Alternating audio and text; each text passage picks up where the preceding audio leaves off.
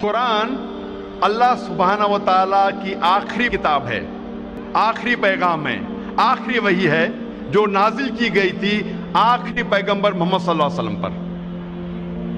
قرآن ساری دنیا کی سب سے بہترین کتاب ہے، یہ انسانیت کے لیے پیغام ہے، رحمت اور ہدایت کا سرچشمہ ہے، گنہگاروں کے لیے تنبیہ ہے، بھٹکوں کے لیے ہدایت ہے، شک اور شبہ والوں کے لیے یقین ہے، مشکلات میں مبتلا لوگوں کے لیے رہنما ہے،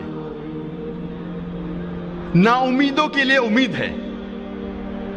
یہ قرآن مجید کی ساری جو نعمتیں ہیں کیا ایک انسان کے لیے حاصل کرنا ممکن ہے جب تک وہ قرآن مجید کو نہ پڑھے،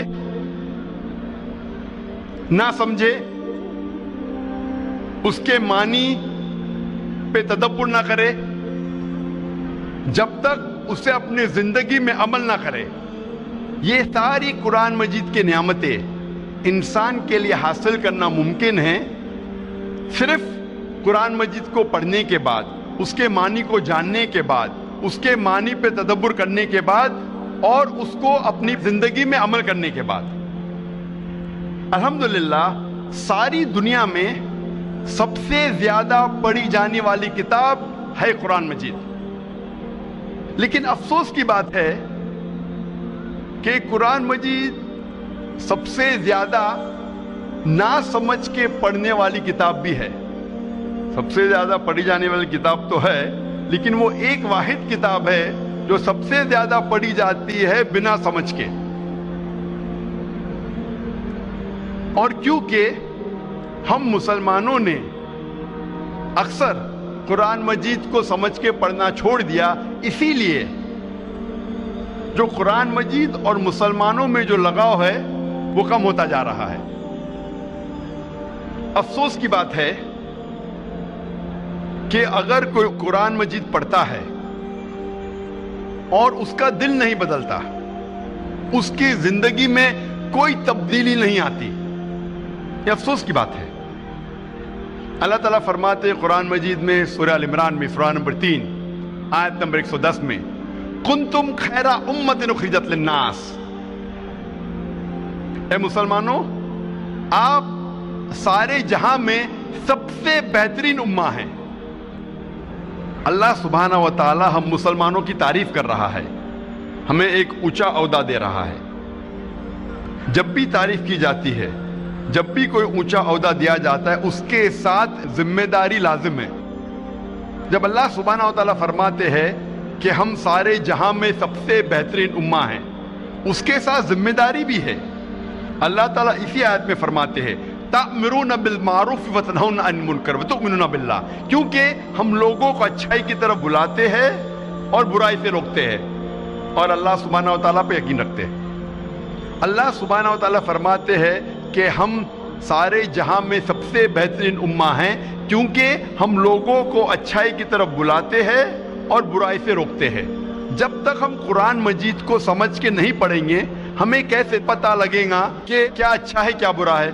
اگر ہم قرآن مجید نہیں سمجھ کے پڑھیں گے اور لوگوں کو اچھائی کی طرف نہیں بلائیں گے اور لوگوں کو برائی سے نہیں روکیں گے، ہم مسلمان کہنے کے لائق نہیں ہیں، ہم خیرہ امہ کہنے کے لائق نہیں ہیں۔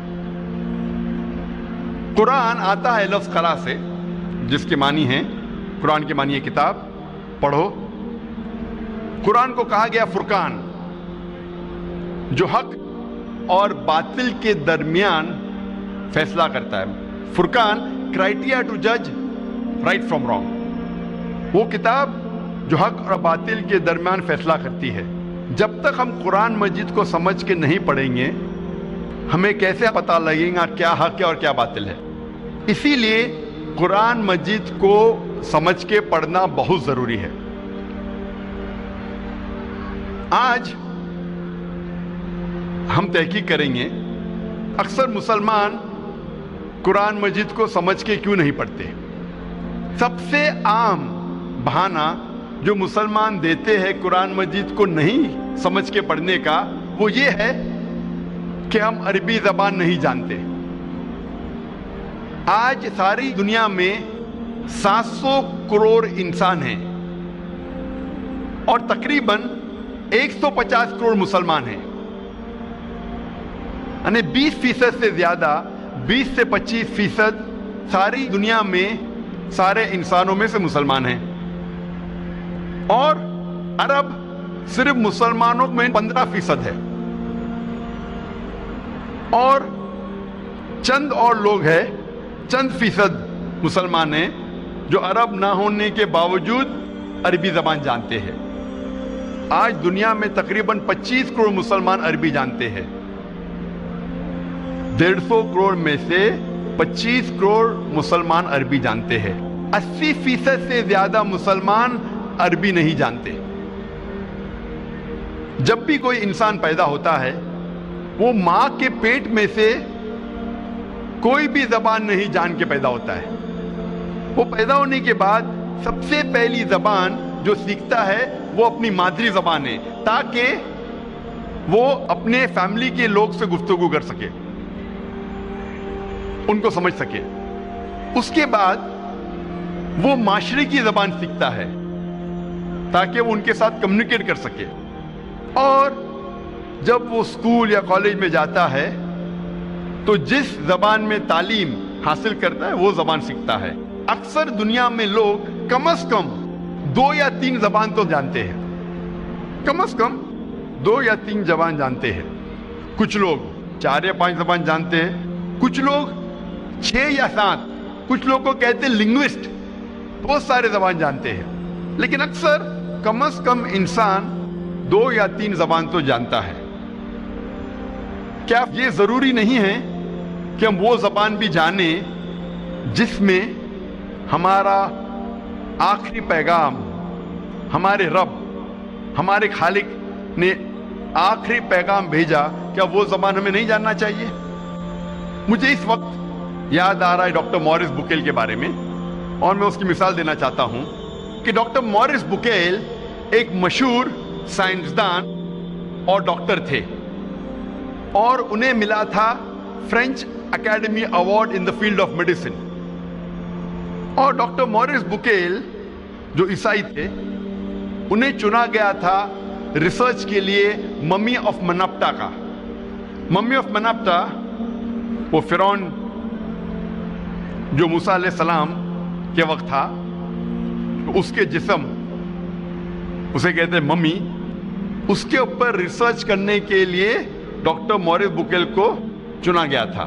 اور چونکہ ڈاکٹر موریس بکیل عیسائی تھے اور بائبل پڑھ چکے تھے، وہ جانتے تھے کہ موسیٰ علیہ السلام کا پیچھا کرتے کرتے فرعون دریا میں ڈوب گیا تھا۔ لیکن جب وہ سعودی عربیہ پہنچتے ہیں، وہاں ایک مسلمان انہیں کہتا ہے کہ قرآن مجید میں لکھا ہے سورہ یونس میں، سورہ نمبر 10 آیت نمبر 92 میں، کہ اللہ سبحانہ وتعالیٰ فرماتے ہیں کہ ہم فرعون کے جسم کو محفوظ رکھیں گے تاکہ وہ آنے والے لوگوں کے لیے نشانی بنے۔ جب موریس بکیل کو یہ پتا چلا کہ قرآن مجید 1400 سال پرانی کتاب ہے، اس میں یہ لکھا ہے کہ ہم فرعون کے جسم کو محفوظ رکھیں گے تاکہ آنے والے لوگوں کے لیے نشانی بنے، وہ چونک گئے، اور وہ قرآن مجید کا ترجمہ پڑھے، اور قرآن مجید کا ترجمہ پڑھنے کے بعد اتنا متاثر ہوئے کہ قرآن مجید کو اچھے سے جاننے کے لیے انہوں نے 50 سال کی عمر میں عربی سیکھی۔ آپ سوچ سکتے ہیں ایک غیر مسلم، ایک عیسائی 50 سال کی عمر میں عربی زبان سیکھ رہا ہے قرآن مجید کو سمجھنے کے لیے، اور قرآن مجید کی تحقیق کرنے کے بعد انہوں نے ایک کتاب لکھی، بائبل، قرآن اور سائنس۔ تحقیق کے بعد ڈاکٹر موریس بکیل نے اپنی کتاب میں یہ لکھا کہ قرآن مجید میں کئی آیتیں ہیں جو سائنس اب ایڈوانس ہونے کے بعد جاننے لگی، جو قرآن مجید میں 1400 سال پہلے لکھا ہے۔ الحمدللہ کچھ سال بعد اللہ سبحانہ ڈاکٹر مورس بکیل کو ہدایت دیتے ہیں اور الحمدللہ مرنے کے پہلے ڈاکٹر مورس بکیل نے اسلام قبول کیا تھا۔ یہ مثال دینے کی یہ وجہ ہے میری، یہ کہنے کے لیے کہ ایک غیر مسلمان عیسائی 50 سال کی عمر میں عربی زبان سیکھتا ہے قرآن مجید کو بہتر سمجھنے کے لیے۔